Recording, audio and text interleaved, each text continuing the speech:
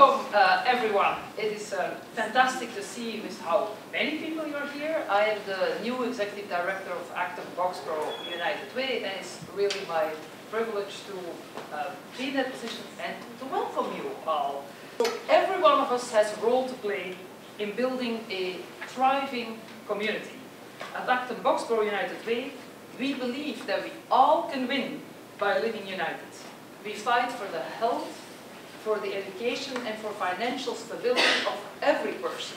Tonight we are here to learn about a very serious health issue, but as you walk away, or health issues, as you walk away with more insight, I also hope that you feel inspired to take action. Let any crisis or issue divide us, but unite us. Let belief in our youth surround every person in our community with love and care, compassion and support, and let's not judge if somebody is doing the job. Now I pass the word to Michelle. Thank you. Good evening, everyone. I'm a volunteer with the Acton Boxborough United Way and a member of the Outreach Committee. And if anyone is interested in learning more about what it means to be on the Outreach Committee, you're welcome to talk to me after Dr. Potee's talk. Named Franklin County Doctor of the Year by the Massachusetts Medical Society in 2015. Dr. Potee is a board-certified family physician and addiction medicine physician practicing in Western Massachusetts. This past June, she was named the Medical Director for Addiction Services at Behavioral Health Network, where she oversees a comprehensive array of addiction services provided by BHN throughout Franklin and Hampton counties. In addition to her role at BHN, she is the Medical Director for the Franklin County House of Corrections and the Medical Director for the Pioneer Valley Regional School District. Please join me in welcoming Dr. Potee.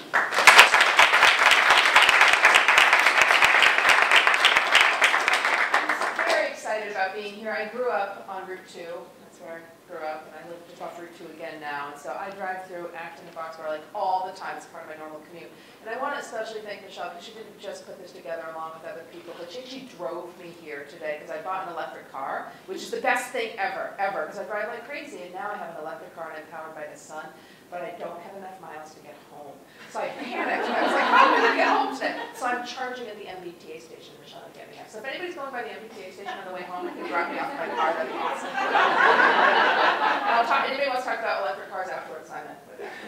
So we are going to be very big picture about how the brain breaks with addiction, and there's nothing I'm saying that's going to go over the head of anybody in this room. There's a few slides I'm going to scoot right through just because of the age range in the room, but you can go back and look at it. I have a website that talks about a lot of things.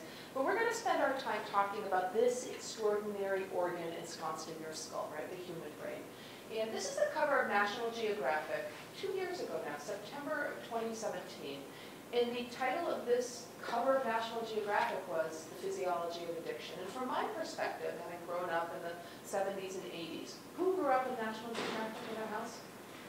Yeah, a lot of us in the room. Interestingly, none of the kids put up their hands because it's sort of gone to the wayside. But for those of us who grew up with it, we got it every single month, and we never recycled it once. It lived in giant stacks in your house. You had to clean out your parents' house. It was still there. But for me, this sort of quintessential American magazine, the cover being How the Brain Breaks with Addiction, felt quite extraordinary to me. And it is worth going back and reading it, watching the video associated with it before you go give this talk yourself. Because one of my goals, and one of the things I say, is take this talk and run with it. Put your email there. It will be emailed to you. And you can go deliver this talk to any group you want. You don't need to cite me, but you need to practice a little bit ahead of time. And this National Geographic will help you with that. So the part of the brain that breaks with addiction is known as the reward circuit of the brain. It's the part of the brain that tells you to live or die. Find food, find water, and send your genetic material forward. Because that is the entire purpose of us on this planet, right? That is, that's true for everything. Crickets, koalas, us. It's surviving long enough that you can create a few more generations and keep those generations alive. It is this part of the brain that is impacted by addiction and that breaks with addiction, and it is why treating people with a substance use disorder is so challenging. And if we could pick up this disease and shove it anywhere else in the brain, literally anywhere else in the brain, you lost your peripheral vision when you got addicted to something, I'd say you don't get to pitch, you don't get to fly, I'm getting you corrective lenses, problem is solved. But instead it doesn't work that way. The part of the brain that tells you to live or die is the part that is broken. So racing through this reward circuit of the brain is the neurotransmitter called dopamine. How does dopamine make you feel?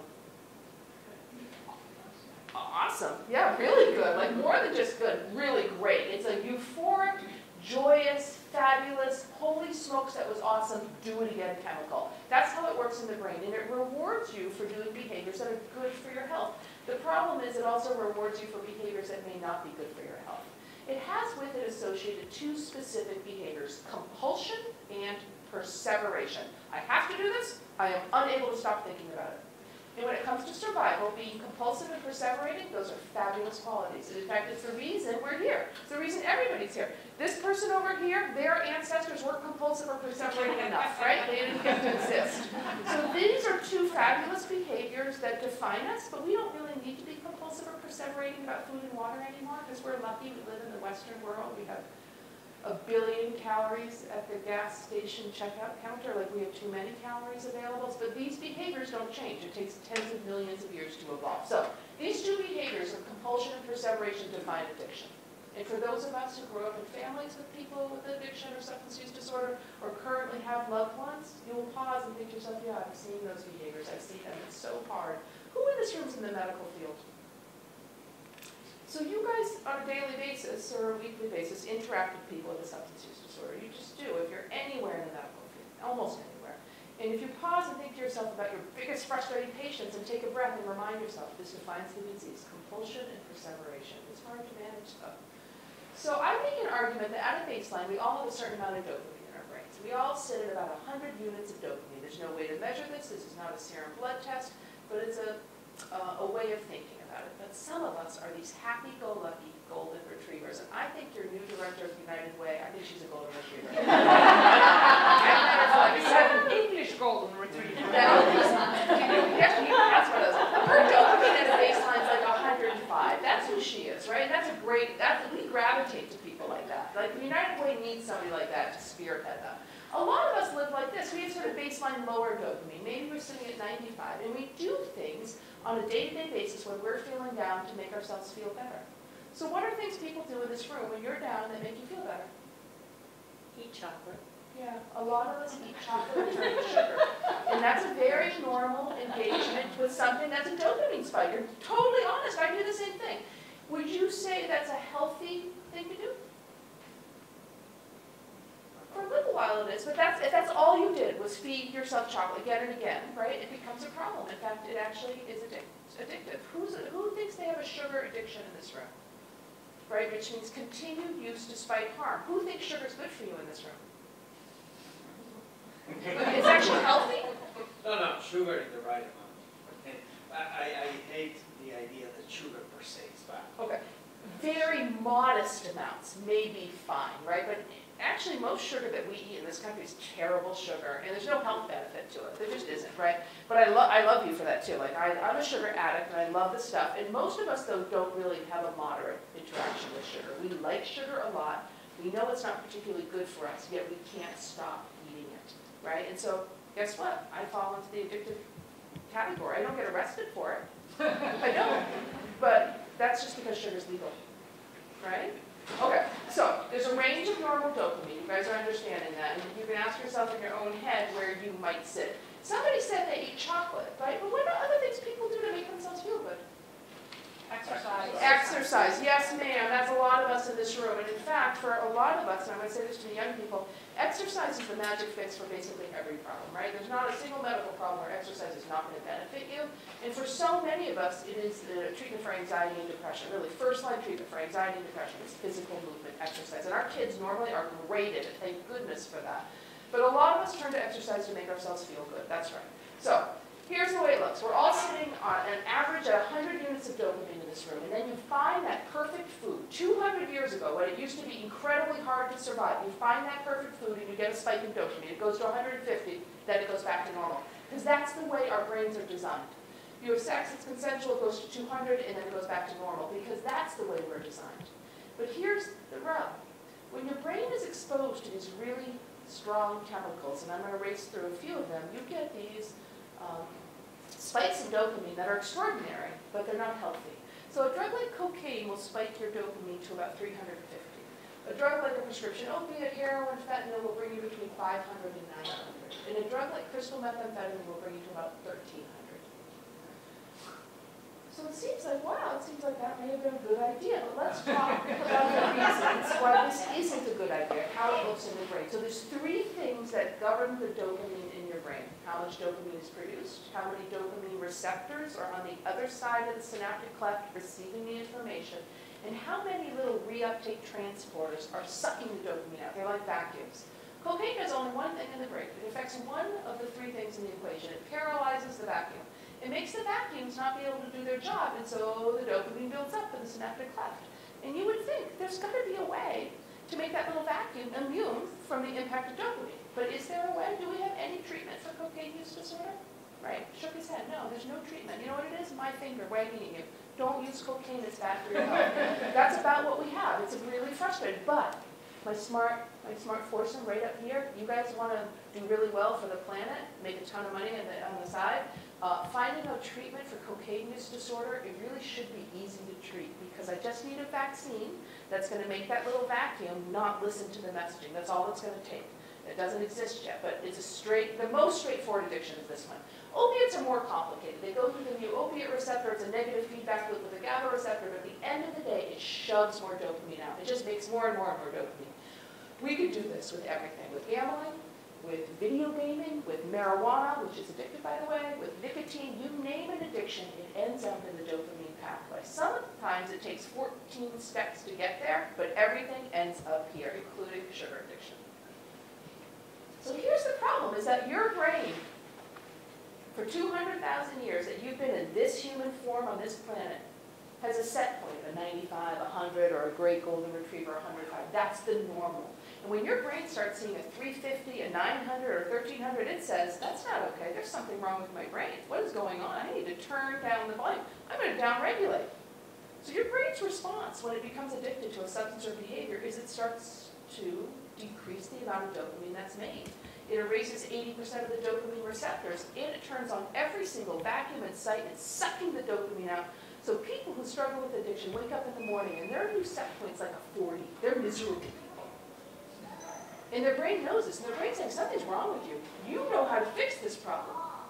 Fix it, because this isn't okay. This is not consistent with being able to survive on our planet. So what do people do? Use again. They continue to use. Of course they do, because guess what? It makes a lot of sense.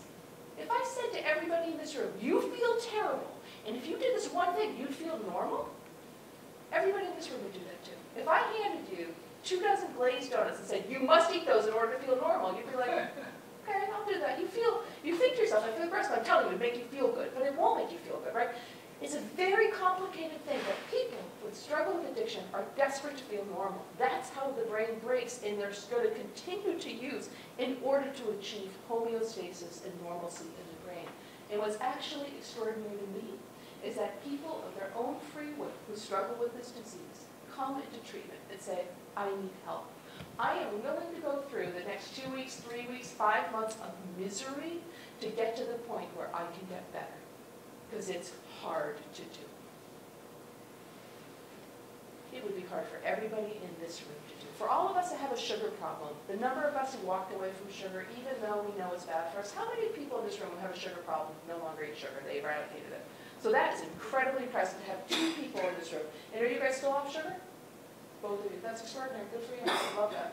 But most of us, many of us have tried to get off, and I relapse again and again and again, quite honestly. I may be off for a month, and I feel better, I like it, and then I relapse hard. It's like me in the vending machine. I'm not proud of it. It is what it is. But my point is that how am I different, and how's Michelle different from anybody else? We're not. We struggle. It's a hard thing to get over. 2 people in this room did it. Awesome for them. But the judgment we have about people who struggle with addiction, we need to start getting better about our own belief in about who people are, because they're not different from us. They're the same as us. They're our family members. They're our next door neighbors. There's some of us in this room. So I'm going to tell you a story that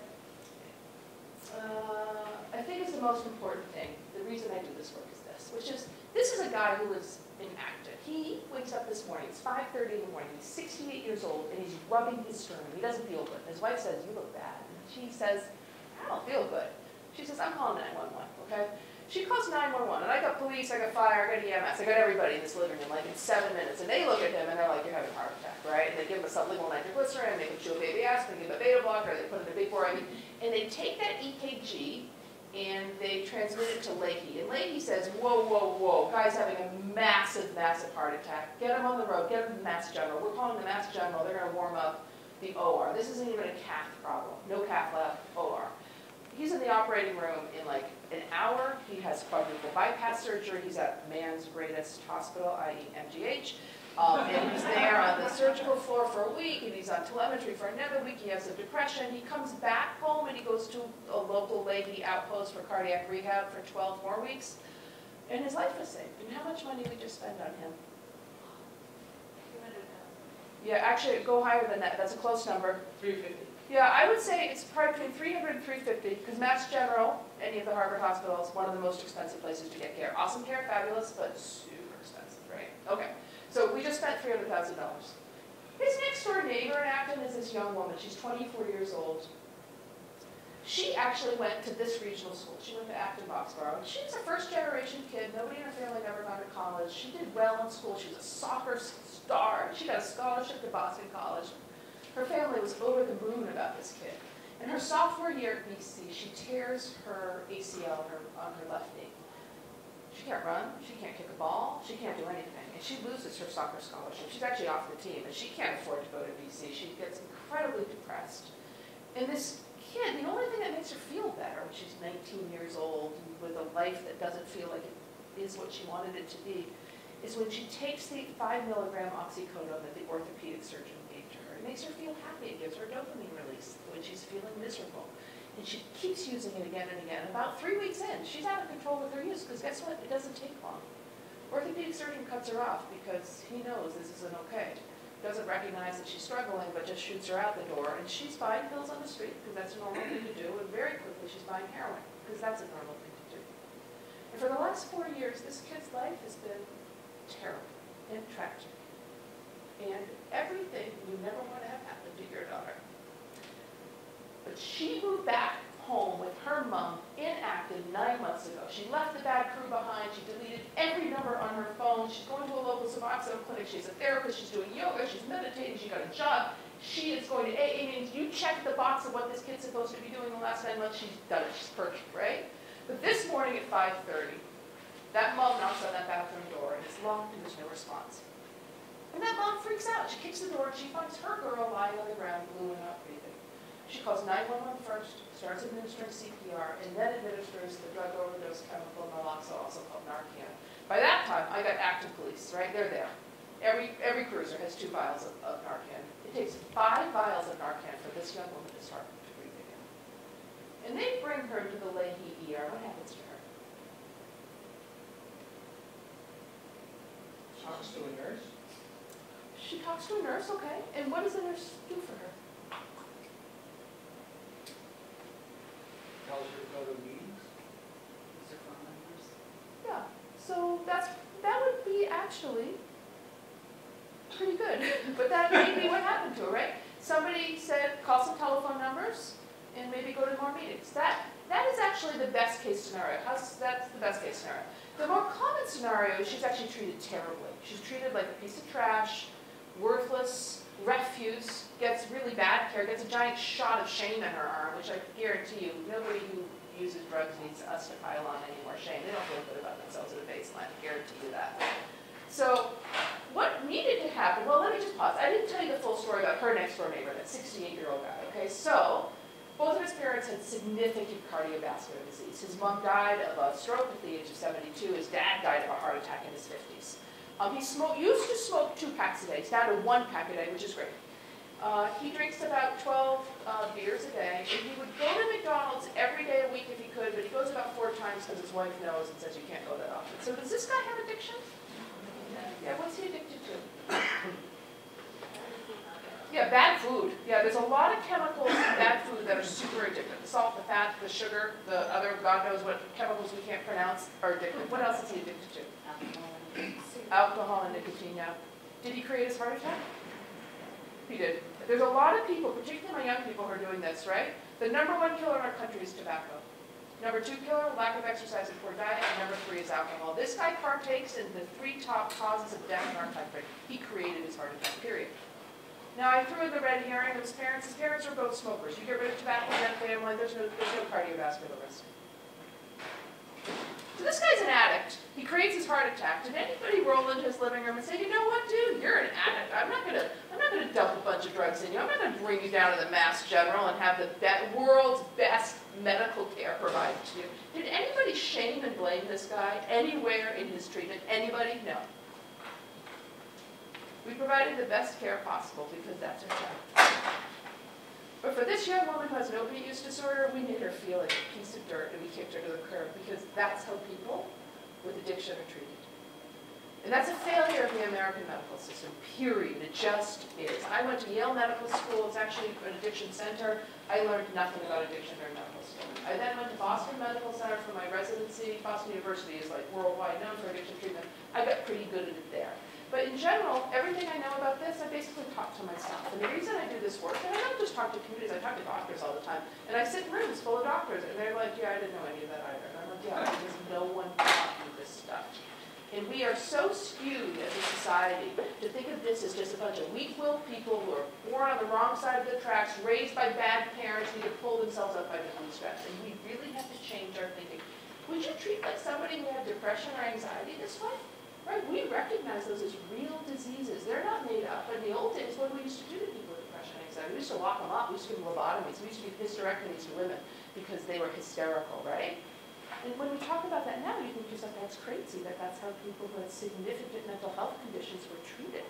Yet that's what we do with people with substance use disorder. They have a brain disease that is a particularly powerful, unremitting disease, and we provide them miserable care. You know what needed to happen to her? It's just what you said. A nurse needed to talk to her and say, I talked to your mom in the waiting room. She told me what you've been doing for the last 9 months, and you are a rock star. You've been doing great. And you know what we know? People relapse. It's not just common, it's the norm.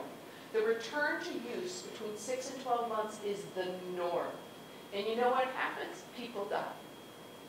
It is to be anticipated, expected. We need to prepare for it. When I see somebody at 6 months of sobriety, I say, you are my biggest risk person right now. Because you know what you are? You're feeling good again. You're feeling normal again. You think you can dip your toe back in. There's no dipping a toe in anymore. 90% of the heroin in Massachusetts has fentanyl in it. There are many people I test that have no more heroin. It's 100% fentanyl. So I have a drug that is 50 to 100 times more potent than heroin. So I have to prepare my 6-monther that they are extremely high risk of overdose. And you know what we don't support is people. You know what I need? When you are going to relapse, I need you to do it with me. I need you to do it with a medical professional nearby who can save your life.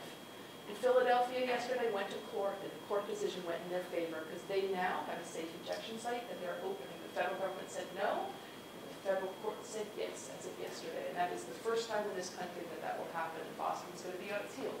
If we know somebody's going to accidentally try to kill themselves, let's try to help them survive. Okay, that was my long lecture on my longest slide. Let's talk about, yeah. What do they provide instead? For 6 months in remission? What do they provide? Well, they don't provide anything. What they acknowledge is that relapse or return to use is so common that it would be really good to do it in a safe spot where somebody can make sure that you can stay alive. That's the difference. That's what is known as an overdose reduction site. Sometimes we call them safe injection sites. It's just an overdose reduction site, right?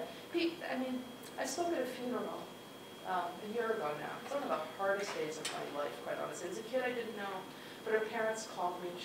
They said, our daughter died on her birthday. She'd been sober for, I think, 12 months, and she celebrated her birthday by using it. She died, and her 14-year-old brother found her. And so I spoke at her funeral. And at that funeral, I mean, it's just the room, I mean, the church of thousands of people. It's a big event. It's so heartbreaking. And just the notion that this young woman, 12 months in, if she wanted to celebrate her birthday, I just wish she'd been in a place where somebody could have saved her, right? And instead that didn't happen, and her life was over. And none of us want that, right? Again, this has the potential to be someone you love desperately, and don't you want them to be safe? Let's go back to the brain here, because I just veered away strongly on a public policy statement. But this middle column is a healthy brain. And what you see there is a lot of orange, which is dopamine. The brains over on the right are people struggling with addiction. The top one is cocaine, the next one down is methamphetamine, the third one down is alcohol, and the final one is heroin. And you can see they look different, right? So that story I told you about the dopamine measure dopamine in the brain is through PET scans. So you look at it visually because there's no way to otherwise measure it. There's three things that lead to addiction. You don't need all three, sadly, you can have just one. But the things that create addiction in all of us, potentially, is genetic risk, early exposure while your brain is developing, and a history of childhood trauma. Having poor mental health does not mean that you will struggle with addiction. But this is the trick. A lot of our kids are struggling with anxiety and depression. We know that the rates of anxiety and depression are at epidemic proportions right now. I have kids in my own house that are struggling with anxiety and depression, clinical, severe. And what we know is that when you're 14 years old and you're struggling with these things, and you don't know how to ask for help, you don't know how to get help, you're refusing to get help, people will often self-medicate. And they'll self-medicate often with nicotine, marijuana, and alcohol. And so what you are is a 14-year-old brain struggling tremendously, and then you're self-medicating, which means you're a brain with early exposure. So it's not that the mental health condition creates the addiction, it's that the self-medication does. So getting our kids the mental health treatment they need, boy, as a society, that's where we should be putting all of our resources. That is what helps prevent this disease, is acknowledging that our kids are suffering. Because the world our kids live in is really, really hard. Our kids are not a bunch of snowflakes. Our kids are growing up in a world much harder than the one we had, for many reasons, and I'm going to just mention two of them. One is that our kids go to school and have active shooting drills. Our kids practice hiding under desks. Our kids imagine what it's like for them to attack somebody who's trying to kill them. Right? That's our kids' world. That wasn't my world. That wasn't your world. We had fire drills. That's the worst thing that happened to us, right? It can be really scary to be in school these days. And that's not made up. That, I mean, of course our kids are anxious. The second thing is they have a smartphone glued to their palm. And the smartphones are known 100% of the time to cause anxiety and depression. And we're going to talk about teenage brain development and some of the pressure points there. The genetics of addiction are absolutely huge. So if you have a parent or a grandparent who struggles with addiction, you have about a 50% chance of having addiction yourself. So who needs to hear that? Your kids need to hear this. Everybody needs to know this, but your kids actually need to understand what their genetic risk of addiction is. And most of us are like, I don't want to talk about that. I don't want them to know about my parents, my spouse, my blah, blah, blah, right? But I'm telling you, you're doing your child a disservice by not telling them the truth. And you don't need to go into gory details. When I sat down with my 3 kids, I didn't tell them the gory details of the who, the what, the why. I just said, you 3 kids are particularly vulnerable to addiction based on your genetic risk. And the reason you tell your kids is not to make them feel hopeless or that their life is decided for them. In fact, the reverse is true. When you tell your kids they get to make a decision about their next thing that actually changes the course of this disease. We know that all addiction starts while the brain is developing. It is considered an adolescent pediatric developmental disease. If you can get to the age of 24 not having used an addictive substance, the likelihood of developing addiction is 2%. If you start off with parental or grandparent history, meaning you started off at 50%, and you just delay your use, you wait till 24 to be drinking, you wait till never to ever smoke cigarettes, you say, I'm not going to use marijuana either ever, I'm going to wait till I'm 24 or 25. The rates of addiction go down to 5%. So you started off at 50, or even higher, because maybe there are multiples above you that have addiction, and you postponed your use, you go down to 5. That is why you tell your kids, is because they get to drive this bus. They control the outcome. You don't get to do that with many diseases, but with this one, you do. This is something that should be so normalized. We should be talking about this in the 2nd and 3rd and 5th grade. Like this should be normal, not shameful conversation. And delaying use is the message. I don't stand there with my kids with my giant glass of wine. Don't ever drink, it's going to kill you. That message doesn't work. I just said your brains are incredibly susceptible. They're still developing. Many things get in the way of normal, healthy development. And substances that are addictive are the #1 trouble. So if you're 15 years old and you start drinking, and drinking here is defined as 2 alcoholic beverages a week. That's it, just 2 a week, 15 years old. 40% of those kids go on to be alcoholics. If you wait till age 21, it's 7%. If you wait till age 24, it's 2%. So it's just about delaying your use. That's all it takes. And I think maybe some people think that's impossible. There's no way you can get to 24 without drinking. I'm like, oh, it actually is possible. It is possible, especially if you know that you're susceptible.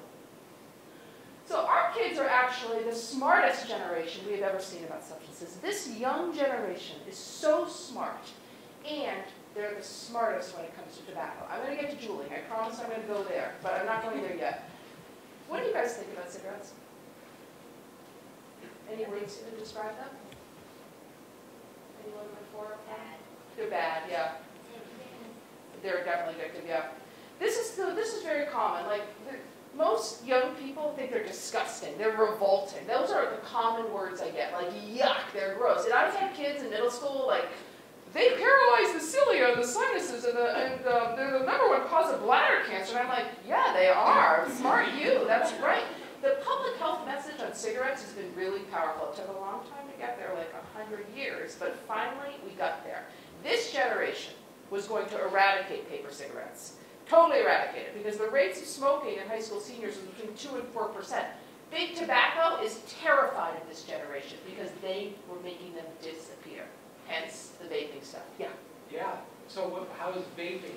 What do you think of vaping? I'm going to go there. I'm not going to go there yet, but I promise I'm getting there. I got a little strategy here. I promise. Okay. So this is our problem right now. Is the sense of harm with marijuana is actually very low. Very low. So shout out, or tell me, or tell each other, what you guys think the young people, maybe under age 25, think about pot. What do you hear? It's not addictive. It's not addictive. It's medicine. It helps me sleep. It helps my anxiety. It cures cancer. It stops seizures. It's legal. it's all Everything natural. you're about to say, it is legal over the age of 21 in Massachusetts. That's the one thing that's true. What else? I think it's natural. It's natural. It's organic. It grows in the ground. It's better than the pharmaceutical industry. Everyone else does it. This was a young person who said this. Everybody does it. It's no big deal. Yep. What else? Better than drinking. Man, you guys are like, you're the perfect audience. You hit everyone. She said it's better than alcohol. And that one comes up all the time. Like, if you were in the debate club and you had to make the argument, that's your argument. There's another legal drug out there that you can get anywhere you want that causes a lot of harm, and that's alcohol. So it's better and safer than that. You guys covered it all. This is the group. You guys hit every one of them.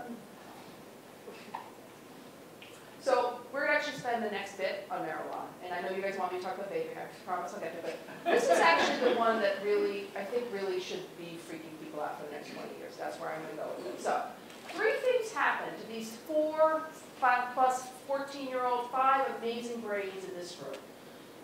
3 things are happening between the ages of 12 and 24. The first one is something called synaptic refinement. Your brain has tens of billions of neurons or connections racing through it. And what must happen in this 12-year span of time is you need to clean house. You need to prune it back. You lose as much as 20 to 30% of these neurons. There are times during adolescence where you are losing 30,000 synapses a second. It's a good thing, okay? It has to happen. You kind of want the right synapses to leave and the right ones to stay is the problem. The second thing that happens is something called myelination, or unsheathing highways in the brain. Good, rapid decision-making highways in the brain. Two things that are happening during this adolescent phase. Our kids' brains are pushing the limits all the time. They're supposed to be pushing the limits. There's supposed to be no walls, floor, ceiling. They're supposed to be doing crazy things because this is a brain that's trying to sort out what do I need to get rid of, what do I need to hold on to. So I have teenagers at home. I know it's not easy some days, right? But these are beautiful, extraordinary brains doing what they're supposed to do. They tend to be act first, think later. They tend to have poor impulse control. There tends to be less than optimal planning for the future. They tend to be strongly influenced by their peers. There tends to be strong exercise and sensation seeking. Emotions are felt very intensely. I was texting my daughter over here before this started because I can walk in the door and she can be like, "Hi, Mom, you're so pretty. I like what you're wearing today." And then 7 seconds later, she's screaming at me and crying. And I literally haven't even opened my mouth. I haven't put down my bag. I haven't opened my mouth. And I'm like, holy smokes, what just happened? And I remind myself, she's a teenager and her emotions are really wide. And she has a concussion right now, which makes it even worse. So I know, there's a lot of tears in my house right this second. This is an age where you are hypersensitive to social exclusion. It is intolerable to you to be left out when you are a teenager. It's an impossible thing. You cannot stand it. And this is the only age where this is true. And I want you guys to pause for me. On the 2nd grade, you're 7 years old, you're at lunch, you're sitting by yourself, and you're like making a hat out of a paper napkin. You're eating your PB&J, and you do not care because you're 7 years old. and you're 23 or 25 and you're by yourself in the cafeteria at work and you're like, I hope nobody sits with me because I'm super happy eating my salad, reading the New York Times on my phone. But when you are 14 or 15 and you're all by yourself, every single eye in the universe is watching you, and you are wondering, what's wrong with me? Is it something I said? Do I smell bad? Is it my hair? Is it that stupid thing I said in math class? What is wrong with me? It feels terrible to be left out. It really is intolerable at this age. And in fact, this hypersensitivity to social exclusion defines adolescence. It's one of the reasons most of us would not go back if we live as small middle school, is because of this. There's a notion of the looking glass self. I'm not who you think I am. I'm not who I think I am. I am who I think you think I am. This is the adolescent brain. And if there's adults in this room that read this and they're like, oh yeah, that's kind of like me, then you need a therapist because you can't stay like this. This is not an okay way to be. You need to have God for this. And one of the reasons I will say the smartphone is so bad for our kids is it intensifies this by 100. It took me a while, like I love this, but you guys see, I always have to turn around and read it. This is not a quote I can say, I always have to look at this. But I was been thinking a ton about the smartphone and how much I hate the smartphones and what they're doing to all of us, not just our kids, because a lot of us have issues. But this thing for our kids, it magnifies. The whole world is watching, right? I never look good as the Kardashian girls look, right? And our kids spend a lot of times, I would say especially the girls, for whom the smartphone is much worse for anxiety and depression than it is for the boys at this stage of the game. But that's sort of like post a perfect picture on Instagram, right? And so-and-so's hanging out with so-and-so, and why aren't I there? Like all of those awful feelings, they get intensified with this. Okay, 3 things happen to the brain. We covered 2 of them. The final one is laying down the final cortex. The final outer shell of the brain is where all the dopamine receptors are. And that's why all addiction is considered developmental pediatric disease. It's because those dopamine receptors get laid out between the ages of 12 and 24. There becomes active at this stage a naturally occurring neuroendocannabinoid called anandamide. And anandamide's job in the brain is to help determine what gets pruned and what gets kept. It helps to determine the mood. The problem with anandamide is that it is the mirror image of THC, which is the psychoactive cannabinoid in pot. Your brain can't tell these 2 things apart. In fact, your brain thinks they're the same thing, but THC is much more potent than anandamide. And it's like using a sledgehammer to determine what stays in your brain and what is removed. You don't need a sledgehammer working in your teenager's brain. You need a scalpel. That's what you really need.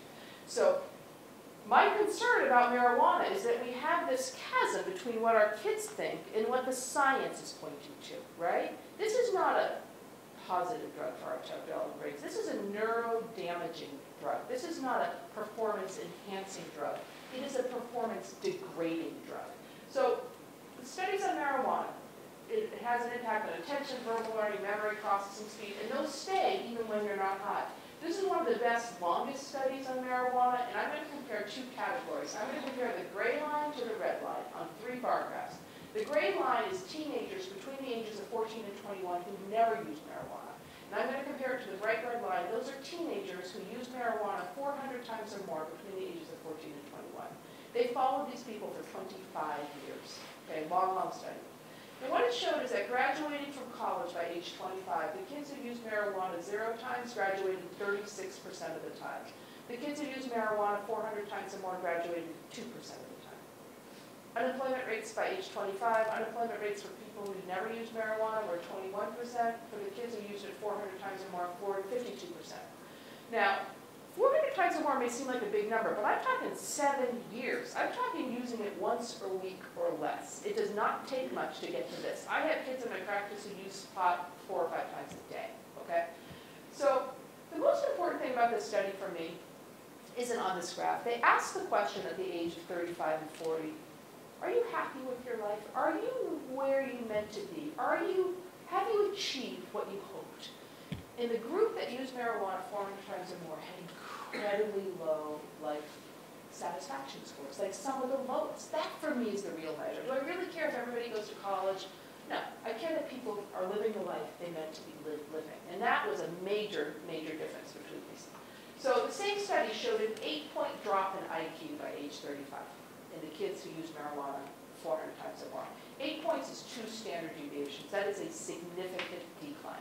The problem with that study, and in fact every well-designed study on marijuana, is it was done on the old marijuana that was 3% THC or less, right?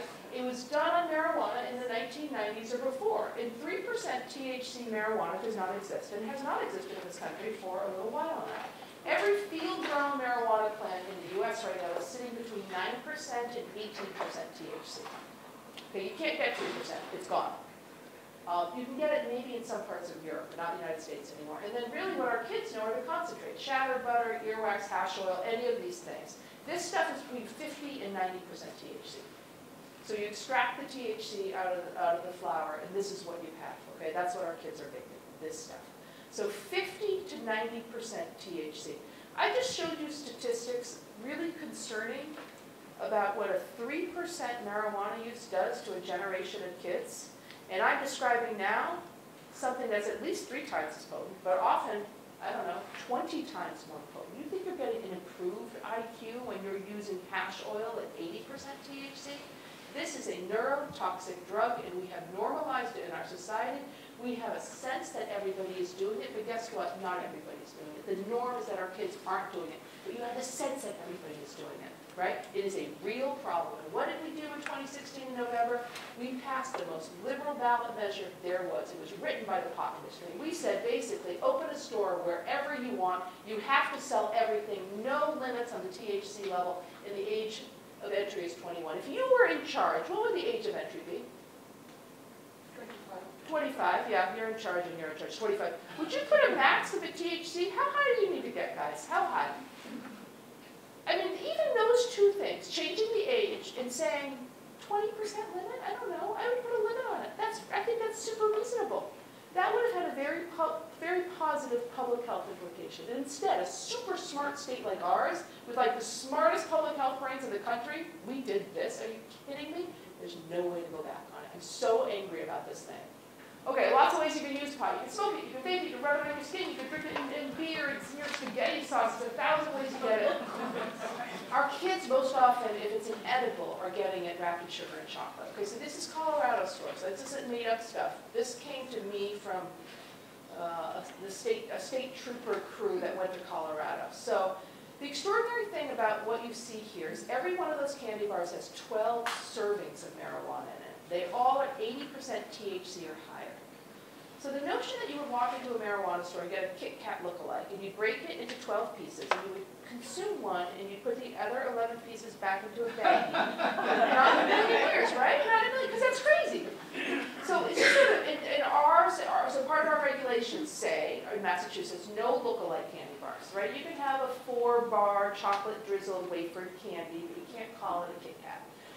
But the way that the serving size is you can have 12 servings upon one of these things. Like again, little things that if you were in charge, you would say unacceptable. A candy bar is 1 serving, and let's limit the THC. You can't sell gummy animals in Massachusetts. You could sell gummy squares, gummy spheres, but no gummy worms or gummy bears, which again I think will have a very modest impact on the number of children eating these things, right? So is it addictive? Somebody said it's not addictive, or the common knowledge amongst the young people, it's fine, it's not addictive. So in the old days, back when it was 3% or less, the addiction rates used to be fairly low, 9%. But if you started when you were a teenager, they were higher, 17%. Today's marijuana is between 30 and 50% addictive. It's more addictive than nicotine. So we have got to start dispelling that falsehood as well. This is a neurotoxic drug. And if your job is to sell an addictive substance, who is your target audience? It's children. It's not just young people, it's children. They're not coming after me, I'm too old for them. They're targeting our kids. I'm very upset about this situation and that we did this. We've done this to ourselves. Okay. Switching! I do this rapid shift. Okay, because I'm going to take the stance that these kids might take in a debate club of saying, well, what about alcohol? Guess what? Alcohol is pretty bad for you. It truly is. What are the health benefits of alcohol? Yeah, right there. She just did this. Yeah. The answer is there aren't any, right? The sort of sense of, oh, my cardiologist said I have a couple glasses of wine. It's good for my heart. I'm like, come on, really? So every study that looked at the cardiovascular benefit of alcohol was really funded by the alcohol industry. And once you take those and get rid of those, there's no benefit health-wise to alcohol.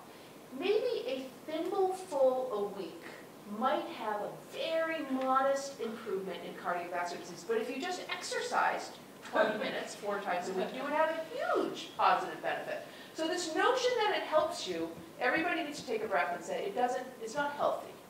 Can you still enjoy it? Of course you can. Here's our problem. 1/3 of us in this country never drink a drop, okay?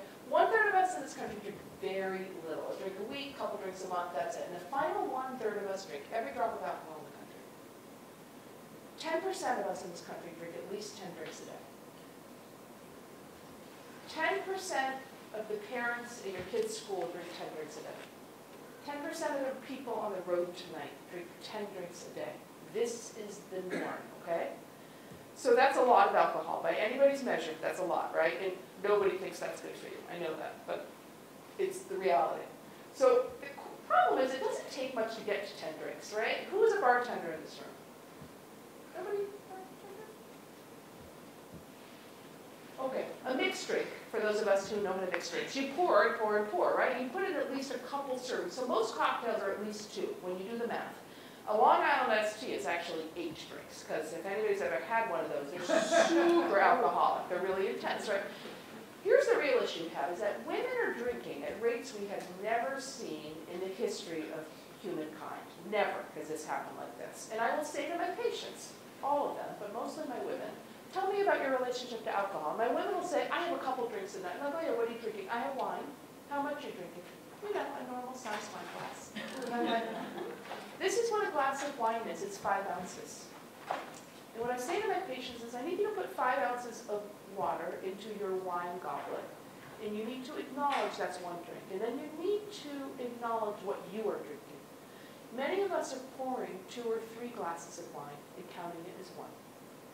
And when I say to my patients, I'm not shaming or blaming you. I just need you to know that you actually may be drinking 6 glasses of wine a night. And I want you to ask yourself, why are you doing that? What is that really about? Because when we walk in after a terrible day at work and our kids, all they see us is glug, glug, glugging wine or popping the top on a beer bottle, what they see is that when you're stressed out, when you're overwhelmed, alcohol's your solution. That's not a message you wanted to send to your kid. None of us meant that to happen, right? The message you want to send to your kids, you walk in after a terrible day's work and you're like, I had a terrible day at work. I barely get out of Boxborough because my car had no charge in it. I need to go for a walk. Does anybody want to go for a walk with me? I'm going to go lie down on my yoga mat and listen to John Kabat-Zinn for 5 minutes because it will help my brain, right?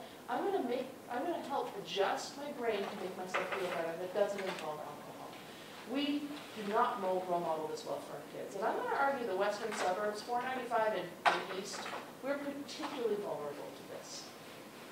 The rates of alcohol use disorder used to be 9 to 1 male to female, and that has shifted rapidly in the last 15 to 20 years.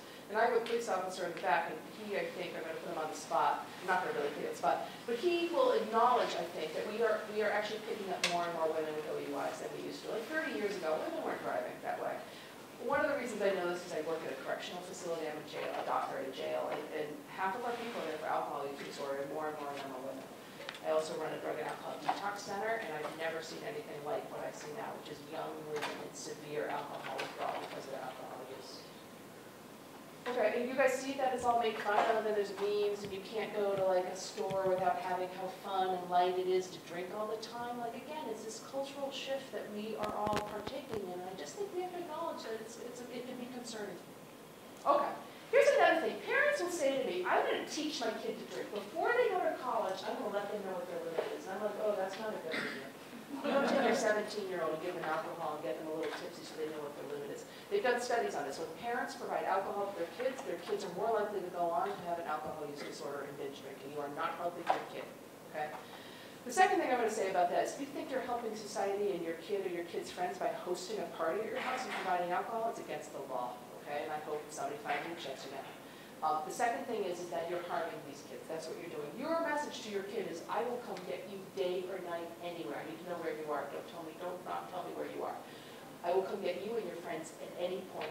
I won't say a word. Not that night at least. I didn't say something too wrong. But my job is to get you out of situations. We need to have a code word on text. I need to know where you are. My kids hate that I follow them. But I'm like, I pay for your phone. We live in a world where bad things happen. I need to know where you are. look at it every day, but if I can't find you on this planet and you're not responding to me, I need to be able to track you down. Second thing that people say to me all the time, they're fine in Europe. They start drinking at 12 in Europe. They're all good. And I'm like, really? Let's look at the data on this. The World Health Organization, the top 25 highest drinking countries in the world, 23 of them in Europe. The two exceptions, South Africa and South Korea, every other one of these is a European countries. The Europeans are not better than we are in alcohol use, so they're actually much worse. I don't know who's been to Europe recently. You guys remember the smoking rates in Europe? Yeah. Were you like, what is happening here? You know, for as healthy as the French are, it's like, it's disgusting. It's hard to eat in a restaurant in France. It's like 40% of people smoke there. The rates here are half or lower than that, right? We're smoking less and less. So they have not figured out the alcohol. Okay, I'm going to skim through this because of the age in the room, but there's 3 things that lead to developing a substance use disorder: genetics, early exposure while the brain is developing, and the final one is having a chaotic, neglectful childhood, having a high trauma score. So who knows what the ACE score is in this room? There's one thing. Are you a therapist? Yeah. What did you say? Yeah. No. Okay. So I am going to talk about the ACE score specifically. I'm not going to go through the details of it, but this study came out in 1996, and it asked 10 questions to adults and said, what happened to you in your household growing up? Not where you are now. We don't give it to kids. It's about an adult reflecting on their childhood. And it's stuff that you guys would not want to maybe think about. It's stuff you would predict. Was your household neglectful, chaotic? Did you feel loved and supported? Was there somebody in your household with a substance use disorder? Was there somebody in your household who went to jail? Your parents divorced or separated? Were you physically or sexually harmed? A long list, 10 questions, yes or no. The list is up here. I'm not going to read through it because of the ages, but if you score a 6 or higher on an ACE score, you've basically taken 20 years off your life expectancy. Because growing up in a chaotic household causes harm to every organ in your body. This is a real thing. For me, this is like a vital sign. And what's extraordinary to me is how few of us know this stuff. It actually is really important. For those of us in the medical field, this changed me as a doctor, this stuff, this book. I'm going to show you a book at the end that really influenced me. But if you're in the teaching field, the therapy field, the counseling field, even the policing field, this stuff is significant and it has a long-term impact on your life. People with a high ACE score, a high score on a trauma survey, are very high risk for developing addiction. And you know what else people's ACE scores? Everybody, teachers do, nurses do, school nurses.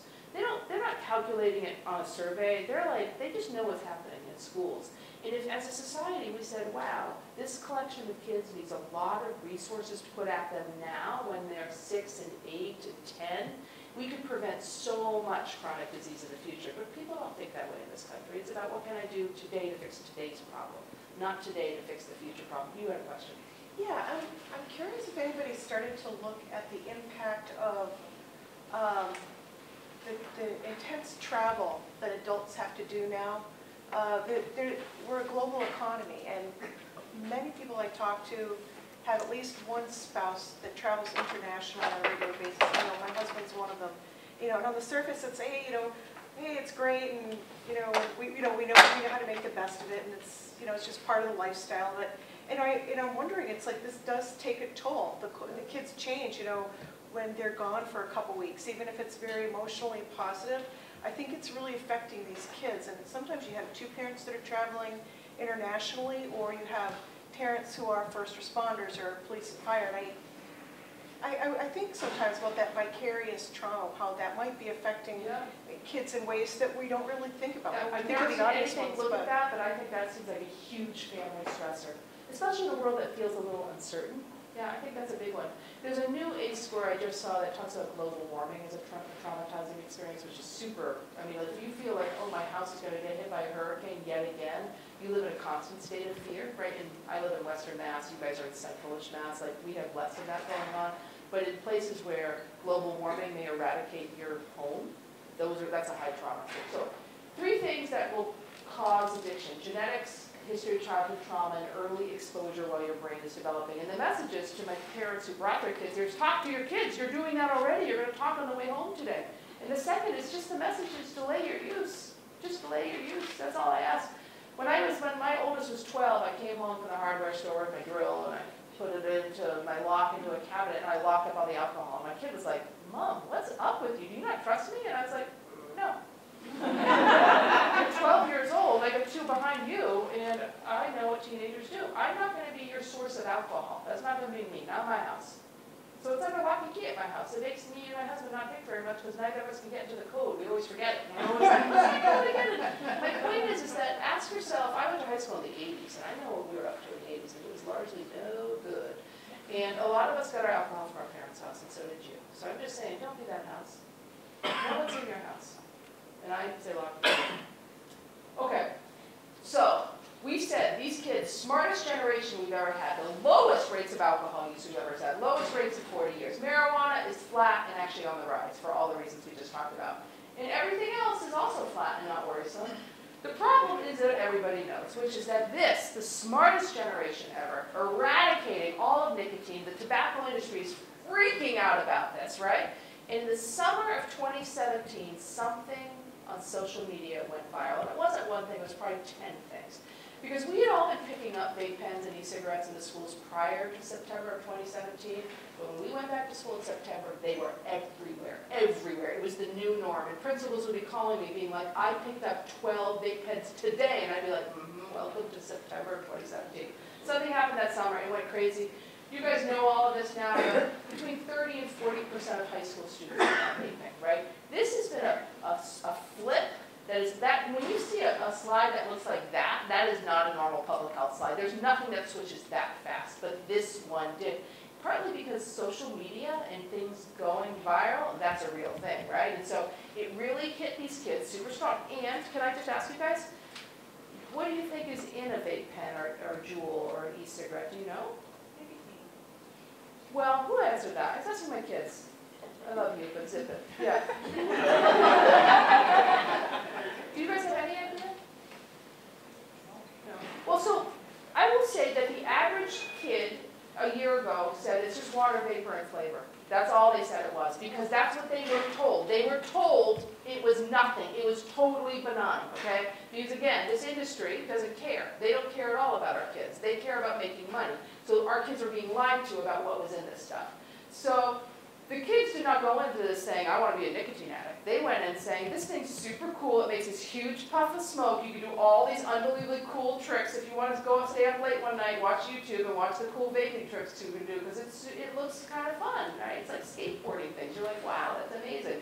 So huge amount, as everybody knows now, huge amount of nicotine and several cancer-causing chemicals, none of which are on the label, because this is an unregulated industry. So she asked, can we sue them?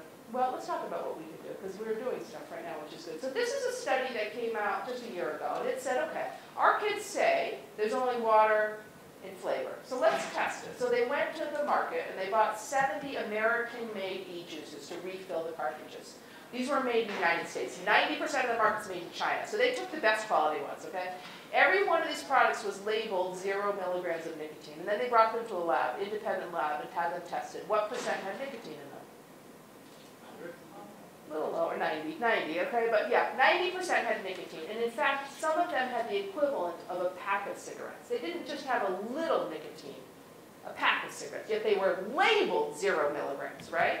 So our kids were actively lied to by this industry because they're not regulated. And they were not regulated by choice. In the summer of 2016, during the very tail end of the Obama industry, the tail end of the Obama administration, that summer the FDA was supposed to start regulating e-cigarettes. And it got postponed, not for clear reasons to me. So it ends up in the next administration. The next administration, almost immediately, like in November or December, we're like, oh, you know what, we're going to postpone that. We're going to give them 7 more years to figure it out. So it was supposed to get postponed in 2022. That's what happened. And we were in public health. We were all watching that. We're like, that's a terrible idea. They needed to be regulated yesterday, not 7 years from now. So the federal government, a lot of the blame lies on the feds on this one, right? They pushed it forward and pushed it forward. So no one was paying attention to what was going on. It comes in 650 flavors, right? Every flavor under the sun, and you can buy any one you want. And so what people will say is they'll say, but I'm trying to quit smoking. Well, you're trying to quit smoking. You're not using the Redwood flavor, right? You're just not. I know that you're not. These are designed. The flavors are designed for our children. Once you get rid of the flavors, there's no more flavors. Tobacco products of all sorts, they actually taste bad, right? And so what I've been saying for 2 years is just ban the flavors. That's all it will take. The state, if the federal government can't protect our kids, the state steps in and says all flavors will be banned. All flavors will be banned. The first state that did it was about 6 weeks ago, it was Michigan. Second state, New York, right? So finally, it took a while, 2 states said ban the flavors, and then this problem literally will go away. And then you guys know what happened next. Oh, actually, before I do that, Juuls never lied. Juuls did not say, we're good for you, we just water and flavor. Juuls said, we're filled with nicotine, but we're better than cigarettes. We think that the number of cancer-causing chemicals in a cancer stick is much higher than what's in here. That may or may not be true. It's never been studied. We don't really understand what's in this stuff. But a Juul is equal to a pack of cigarettes. And anybody who does this stuff knows that. Interestingly, it's actually much more addictive than a pack of cigarettes. So when you smoke a cigarette, it's the first 1/3 of the cigarette that has the nicotine. The final 2/3 doesn't have much. It gets diminishing returns. Most people who smoke don't smoke the whole thing. They just don't. They smoke a bit and then they get rid of it. With a Juul, you have an even amount of nicotine throughout the entire package. You get 200 hits. This stuff, because of the nicotine salts that they use, are super addictive, much more addictive than normal cigarettes. I have patients who sleep with their Juul under their pillow because they have to vape during the night because they wake up in nicotine withdrawal all night long. And I have to tell you, it's been a while since I had a patient who smoked that much. A 3-pack-a-day smoker, can't get through the night. They get up in the middle of the night and they're like, yeah, doc, I walk my dog at night. I'm like, you don't walk it. You may walk your dog at night. You wake up in nicotine withdrawal and then your dog wakes up and then you go out and you smoke, okay? But that's a rare thing. 3-pack-a-day smoker, that's $35. I don't have $35 in my wallet right now. This stuff is super addictive, and this stuff is super sexy and cool. It feels good in your hand. It has that magnetic box that opens like the new iPhone. It is intended to induce our high-tech kids. This company has gotten away with murder. Okay, so the same company that made Juul, they started with this product. This is a 90% THC product that is designed to fit in the Juul. They started with this, then they moved to the Juul, okay? This, again, is the legitimate stuff that's on the market. And you guys know this. This is all now old compared to all the stuff that keeps coming up. We're up to almost 1,000 intense illnesses, pulmonary disease, hospitalized. We're at least 12 deaths, maybe higher. They're still not exactly clear what's causing it. It seems to be some combination of THC and vitamin E, and it's mostly black market stuff. But it doesn't matter. It is a warning bell to our country and our government at both the state and federal level saying, you know what? We don't know what is in this stuff. We do not know what is happening, and it has never been regulated. We've done a terrible job. So let's take a breath and actually do something about this. So the Trump administration said 4 weeks ago, 3 weeks ago, I can't remember anymore, that they're going to ban the flavors. Now, they said it was going to happen in 2 weeks. I just said it happened 3 or 4 weeks ago. They've been radio silent right now, so I don't know what's happening. There's a lot of chaos, as we all know right now. So they said they were going to ban the flavors, and I was like, that's what we've been saying, ban the flavors. Amazingly, Charlie Baker came out, he didn't just ban the flavors, he banned it all gone as of last Thursday, right? So last Thursday was just a week ago, right? When that news conference happened, I was like, I must have misread that. He's not banning the flavors, everything got banned. Every vape store, every legitimate licensed recreational marijuana store that sells these things off the market. They've sold them off at wholesale, which is what they did that day before the town police came in and inspected them, or the health department, but they're all gone. That's quite simple. All of it. All vaping products, all e-cigarettes, cannot buy them in a store, including THC vaped products. In Massachusetts, all gone. That's only for 4 months. It's only for 4 months until January, until they do some investigation. And my hope is they're like, you know what, we're not going to bring it back. Or we're going to just bring back tobacco flavored with no flavors. My hope is that it'll give us, as he says, it gives us space and time to investigate what the heck is happening. And I want to pause this. My husband and I are, he's a doctor too, we argue all the time. And he's like, they should just ban cigarettes because that's the leading cause of death. And I'm like, I hear you, honey, but if romaine lettuce had killed 12 people and there had been 1,000 hospitalizations, romaine lettuce would have been pulled from the market because that's what happens.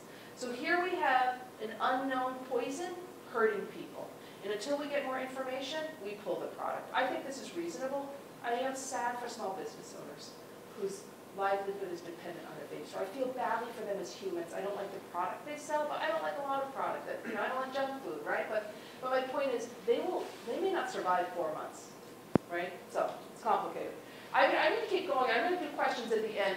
Have smartphones destroyed a generation? Who thinks phones are addictive? Whoa, look at those hands, yeah. Who in this room who's an adult thinks they might have a phone problem?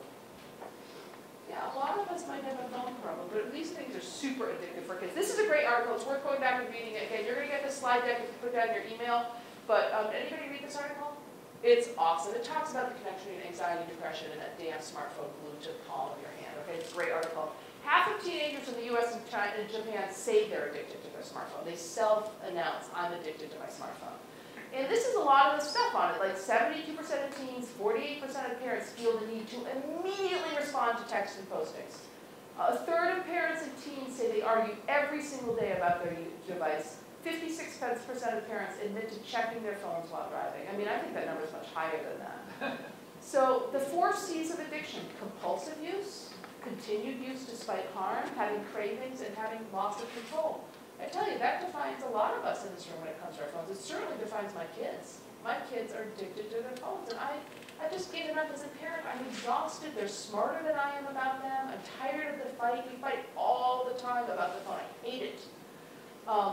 So this is my kids' Snapchats and Instagram, and they'll say to me, Mom, why didn't you like my Instagram post? And I'm always like, I don't know what you're talking about. Like, I follow you on Instagram to make sure you're not up to something horrible. But you get these little spikes of dopamine when you get the little thumbs up and the likes and the hearts. It is designed to be addictive. It makes you feel good. When somebody's liking your stuff on Facebook or whatever, it makes you feel good. You keep going back for more. This thing is designed to addict your kid. It's the way it works.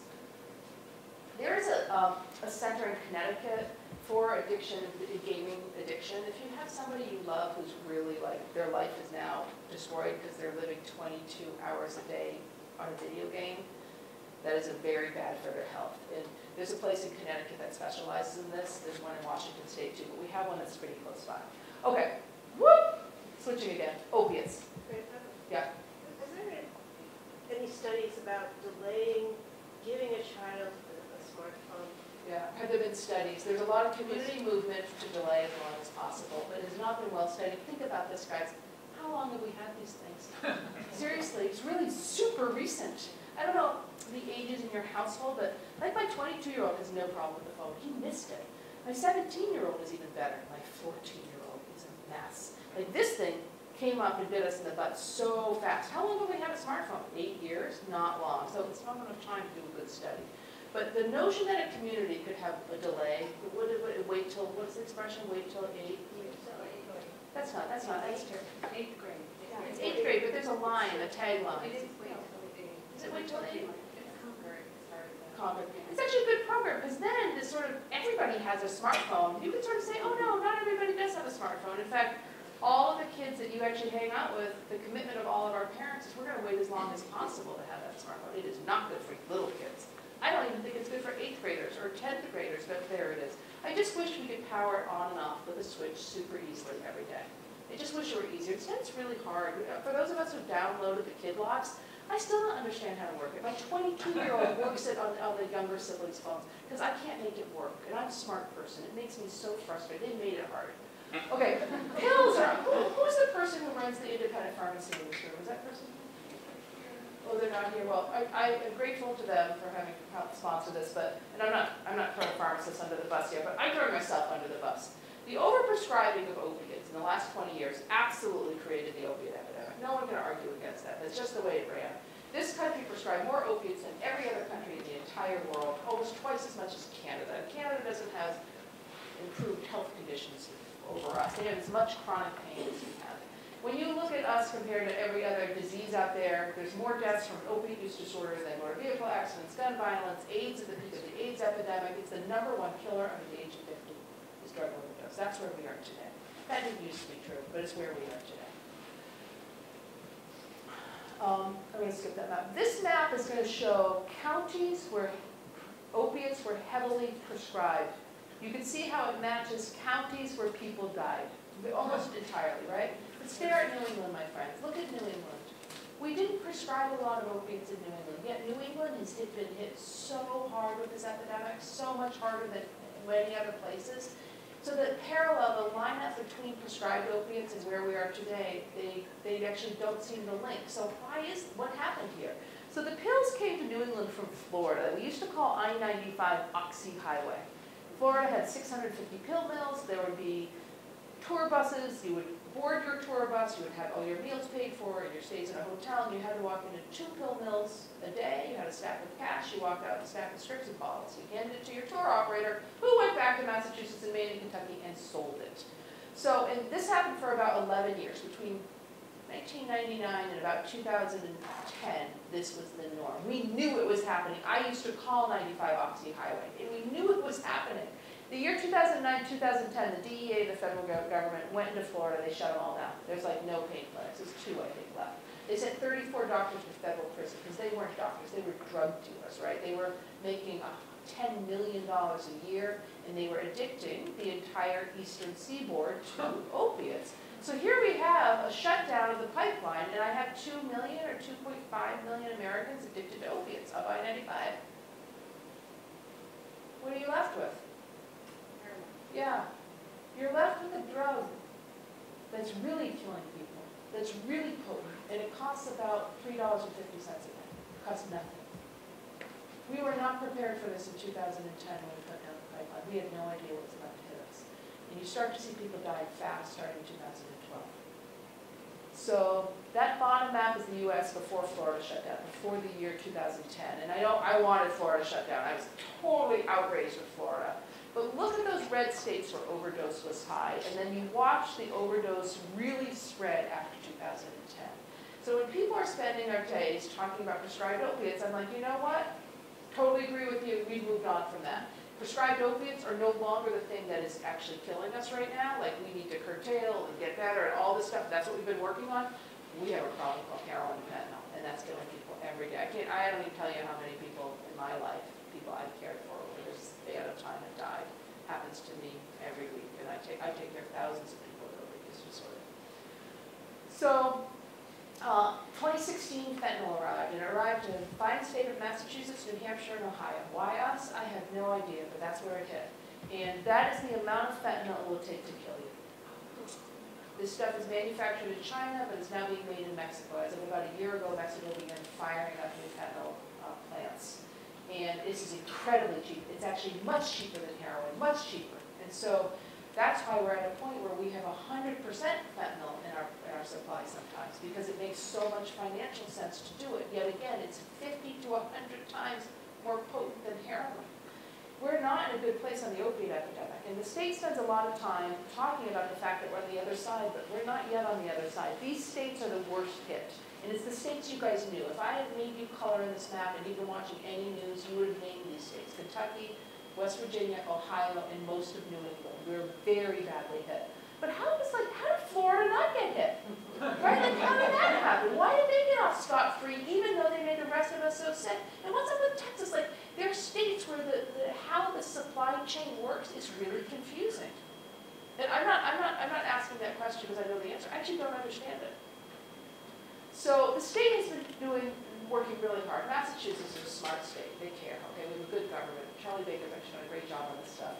And things got bad, and then we began to get better. And the state will spend time saying, we're on the other side of this, but the truth is, the last 3 years, the death rate's been the same. There's no statistical difference between those 3 last years. And in Western Mass, where I live, it's actually gotten dramatically worse in many of our counties. So I'm glad it's been in Suffolk County. It's a disaster still in the West. So don't pull your foot off the gas pedal just because you live in Suffolk County. When you live outside of Suffolk County, right, you live in the western part of the state, nobody knows who you are, and it outrages people like me. So, but having said that, considering that fentanyl arrived here, this number should have gone up by 2-fold, right? And it didn't. So there is a success. Why didn't that happen? Narcan? Yeah, Narcan. That's the answer, Narcan. Our police officers carry 2 vials of Narcan almost in every town in the entire state, and they save lives every single day. And the other people that save lives are just people who use. Like all day, I'm like, I know you're going to relapse because we've done this before. You can never use alone. You cannot use alone, and you need to go in a staggered order. That's just the way it works. That's the conversation you have. Narcan saves lives. I got a call from NPR like, I don't know, 8 weeks ago, and they said, do you know your county? I live in Franklin County, which is the most rural and poorest county in Massachusetts. Do you know your county's the #4 dispenser of Narcan in the entire country? And I was like, that's so good. I'm so proud of us. I was like, I didn't know that, but we give out a lot of Narcan. I'm going to skip this for time. How do our kids get this? First of all, I want to say, The risk to our kids is high. The use in our kids is extremely low. This switch fast, kids are terrified of opiates. It's not like 8 or 10 years ago where they were doing fruit pill parties and breaking into medicine cabinets. If you have a controlled substance in your house that you're actively using, it needs to be under lock and key. If you have a controlled substance in your house that you're holding onto for a rainy day, shame on you. Get it out of your house, bring it back to the police station. It doesn't belong in your house or your parents' house. Get rid of it. But that's a 2012 conversation. How do your kids get this stuff? They get hurt, they get injured, they break a femur, they get their wisdom teeth out. And what I say to adults who love their kids, the kids amongst us, is you need to look at the prescriber and say, how do I manage my child's pain without exposing them to opiates? Talk me through a plan. I need a plan A and I need a plan B. And oftentimes it's sort of like, well, we're going to do a combination of ibuprofen and Tylenol, and then if that doesn't work, we're going to do this, we're going to do a long-acting nerve block. At this point in the game, in almost 2020, most clinicians have a story, a plan for how to manage this. Most clinicians understand this is a high-risk age. You would never leave your kid home with their wisdom teeth out with their own bottle of pills with them managing the pills. That's crazy. If you love somebody, you get Narcan. I have Narcan all over the place. I have it in my purse, I have it in my car, I literally hand it out at work. But Narcan is available at any pharmacy in Massachusetts without a prescription. It is not over the counter, it's written under a universal prescription with a provider in the state. And so your insurance pays for it. So if you are a public health person, if somebody goes down and all eyes are on you, you better have Narcan. How do people get better? People do get better with addiction. I said it's a hard disease, but people get to the other side. You love people in your life. You may be somebody in your life who's been in recovery. People get better. There's not one thing that makes you better. It's a lot of things that make you better. And if you don't have sober housing, if you're going back to the same house where your girlfriend's actively using, you're not going to get better. You can't tell me any story where that makes sense. And the biggest shortage we have in our nation and in Massachusetts is long-term sober living. It is the biggest deficit, and you cannot get better without it. And our communities need to celebrate and support sober housing. And when somebody says, I want to take over this rundown house and make it into a 6-bed sober living house for women, my hope is people in this room stand up at the select board building meeting and say, that's an important thing. These are our kids, and they need a good, safe place to live. Because they will not get better. This is my biggest frustration. Every day I take care of people who basically are homeless because they have nowhere to go. And at my jail, right, try to find housing, get released from jail, right? No one wants you. So it takes a lot of things to get better. It's all the stuff you guys know. I believe in medication for opioid use disorder, methadone, buprenorphine, or naloxone, and naltrexone makes a huge difference for people, very effective. These are great books on addiction. Any one of these is awesome. This book here is actually intended for high school students and middle school students. This would be a great book in the public library. We should make sure it's in this library here. It's written by the same person who wrote Clean and Beautiful Boy. It's great. This book here, the blue one called The Body Keeps the Score, is the best book on trauma I've ever read. And if you're in the helping, healing, loving profession, you should have read that book. It's an assignment from me to you. I have a website. It's my name, ruthpotee.com. And on that website is bunches of stuff. Articles. Every time I read an article I think was interesting, it gets posted there. I have video. So before you go give your talk to the middle school, you go watch the video first. There's a middle school video. There's a middle school talk that you can take a slide deck from. You just have to ask the website and they'll send it to you. My point is that go there if you want some more resources. Okay, what questions do people have? Yes? I have a question. Going back to your slide earlier about dopamine, how much of a spike you get. How much do you get from marijuana? So marijuana interacts with different parts of the brain. You definitely get a spike. It's also a calming drug, so it has an interaction with the GABA receptors and other things. It can be, it is less of a disinhibiting drug than alcohol is, but you get a spike that is probably a, I don't know, 250 or a 300, so less rewarding than cocaine, but still rewarding. Yep. And then there's a question right here. Yep. Nicotine addiction. What are you doing for your adolescents?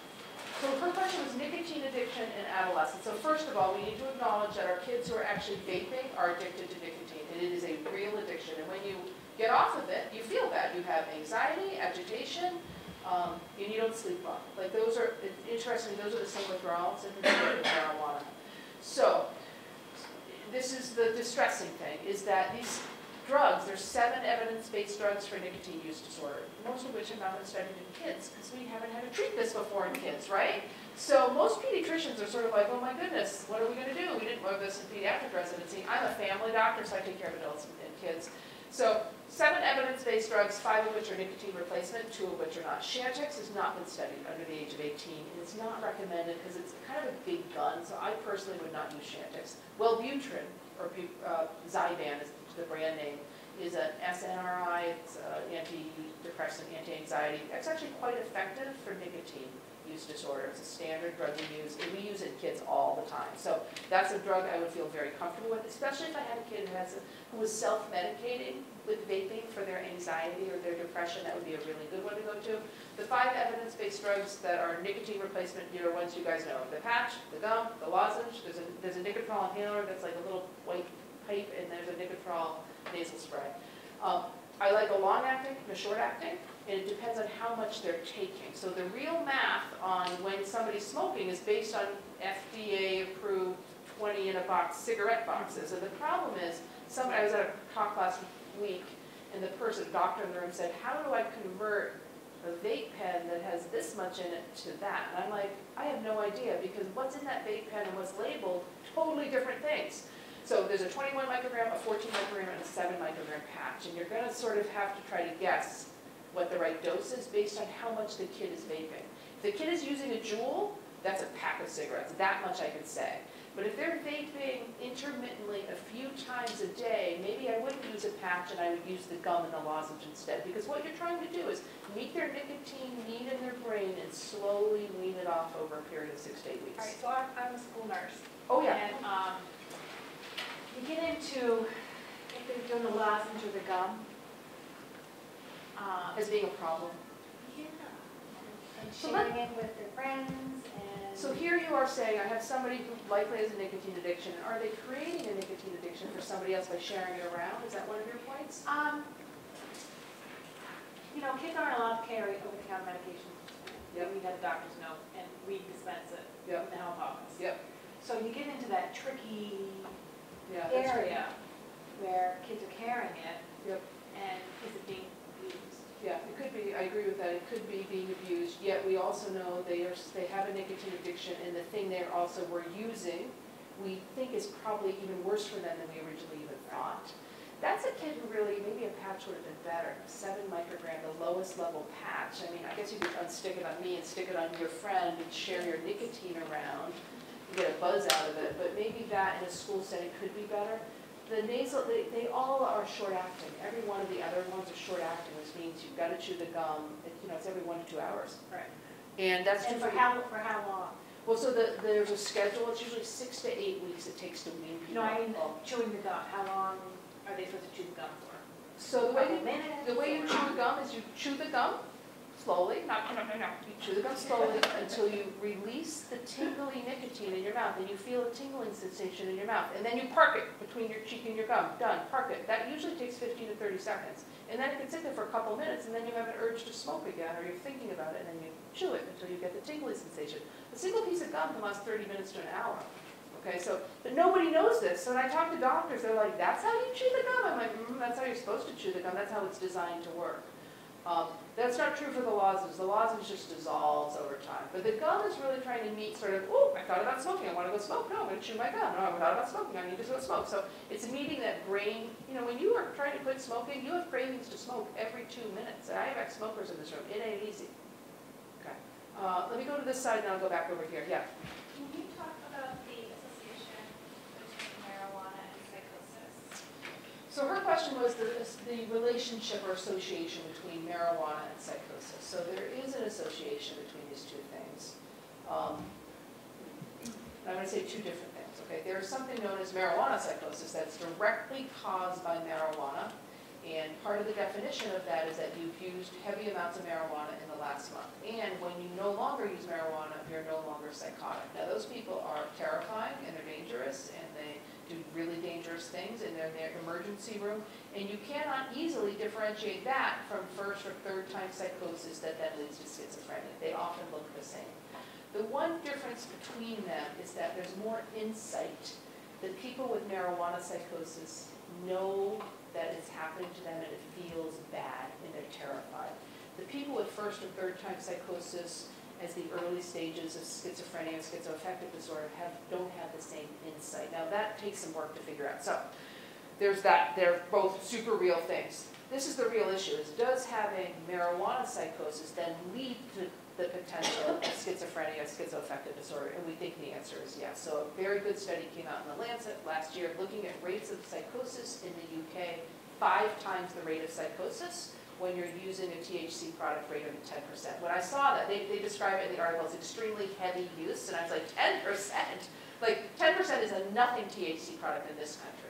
But they had 5 times the rate of psychosis. So it's real, it's a real public health concern. I don't know who in this And room. especially the teenage brain. Absolutely, it's in the teen. I mean, most mental health, severe mental health conditions start while you're a teenager. So here you have this thing that then also causes psychosis while your brain is already susceptible to psychosis. It's a terrible combination.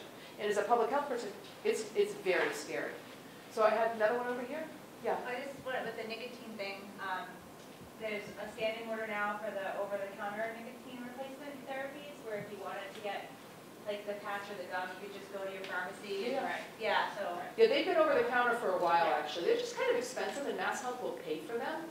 a lot of insurances now will pay for them. So you could go to your pharmacy and use a standing order, just like Narcan, and you can get a prescription for the Great. patch. And I love that. I didn't know that. I love that one.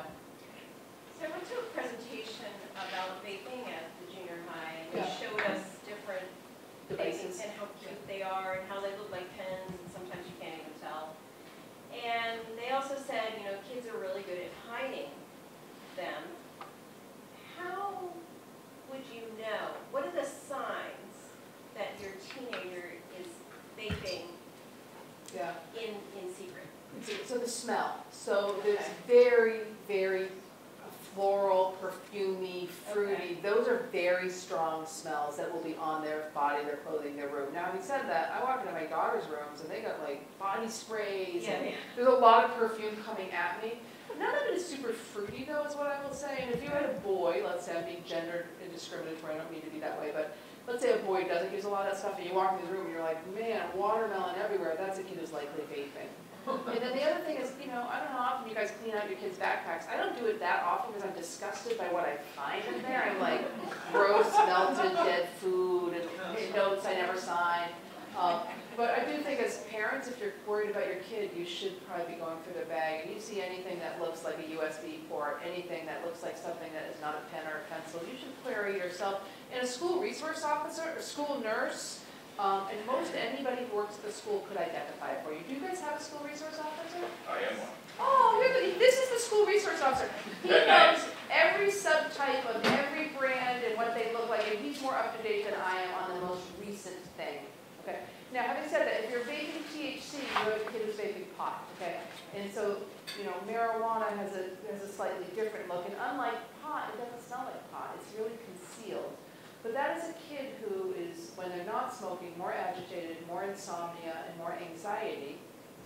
Again, it's the reason it's hard to get off is because you feel like that's the reason I started it, and when I stop it, that's the way I feel. It's really a hard thing to convince yourself you want to get off of it. But that's a kid who's really starting to disengage, disconnect, not do the things they used to do less well in school. But by that time, the horse is out of the barn. I don't know, you got to talk to your kids a lot, your level of concern. I don't want to freak everybody out, but just be loving, concerned parents. Don't think it can't be your kid. It can be your kid. It can be my kids. I believe that every day. I think every day my kids can struggle. And don't think you're above it. I'm sorry. Don't. Yeah. If you have an adult child who's a college grad who is addicted to vaping, nicotine, and excess alcohol consumption, and thinks that everybody does it and it's totally normal, and this is the way college and post-college kids act, what can we do to help them? Yeah, it's really hard to take a person who has a problem, but they don't think they have a problem, and have them be willing to get help until they're able to say, I actually have lost control over this thing. It's hard as a parent or another person who loves them to make them do it. In fact, you won't succeed.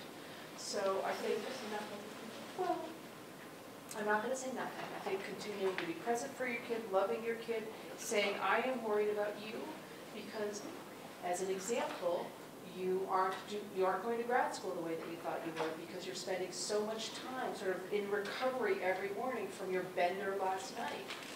You are hurting relationships with other people around you.